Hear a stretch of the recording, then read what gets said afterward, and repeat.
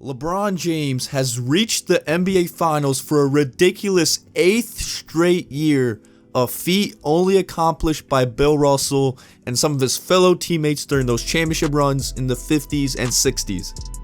Although LeBron has lost 5 of those 8 appearances, there's no denying the level of dominance LeBron has had throughout these years.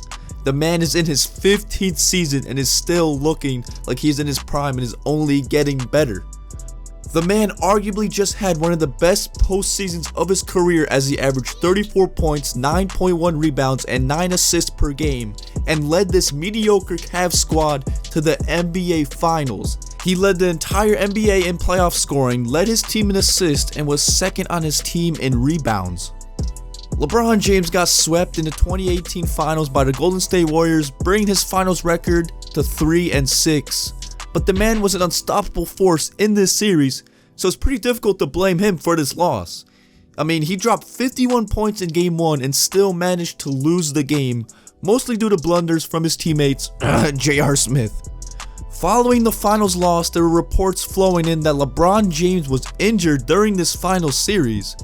There were reports that LeBron was playing games 2 to 4 with a serious hand injury. The injury was not serious enough to keep LeBron off the court, however, and it wasn't serious enough to keep LeBron from averaging close to a triple-double in those 3 games, but it was serious enough to have reports on it immediately after the game. After Game 4, LeBron showed up to the post-game press conference with his right hand wrapped in a cast. LeBron James would then say, quote, "I pretty much played the last 3 games with a broken hand, so that's what it is." He also admitted that he let his emotions get the best of him. And reports stated that LeBron James broke his hand right after Game 1, punching a whiteboard that left his right hand injured. LeBron was visibly frustrated after finding out the Cavaliers had a timeout to use after J.R. Smith's rebound and blunder.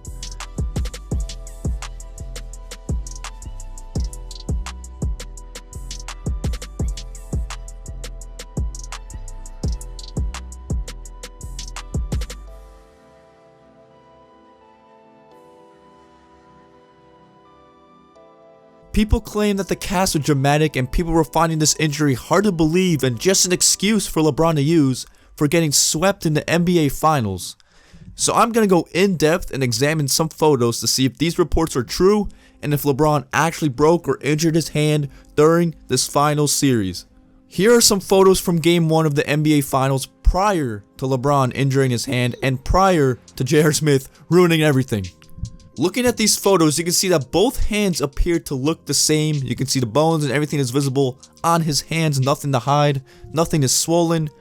Moving on to Game 2, you should be able to see LeBron's swollen, broken hand. Let's take a look. This photo was taken, then it was enhanced, then it was rotated and aligned for easy comparison. And as you can see, his right hand is a little bit puffy and swollen. Here's another photo from Game 2 where it's worth noting that LeBron had full flexibility in his hand and was able to close it. Then this series had a 2-day break, which should have provided some time for healing for his injured hand, but it actually looked worse in Game 3. Check it out.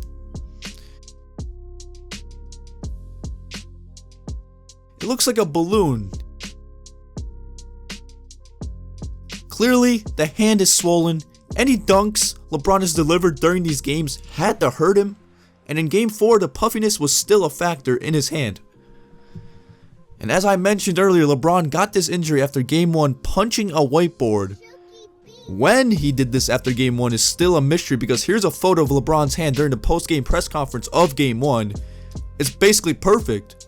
So it could have happened after LeBron walked out of his post-game presser following this reporter's question, which had LeBron visibly frustrated.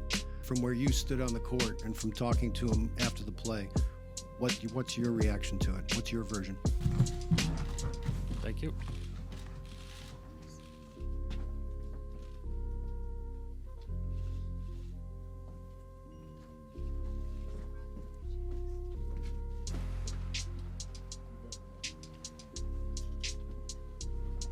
So in the end, we know that the injury was indeed real. I only put that in for the title's sake. But what we do know is that the hand injury did not stop him from playing outstanding and dominating in the NBA Finals. But either way, the Cavs had no chance to win this series as Golden State was just too dominant, as Steph Curry won his 3rd ring and KD won his 2nd. And And yeah, thank you guys for watching. I just wanted to say quickly that if you are new, please be sure to hit that subscribe button because this summer I'm going to be grinding.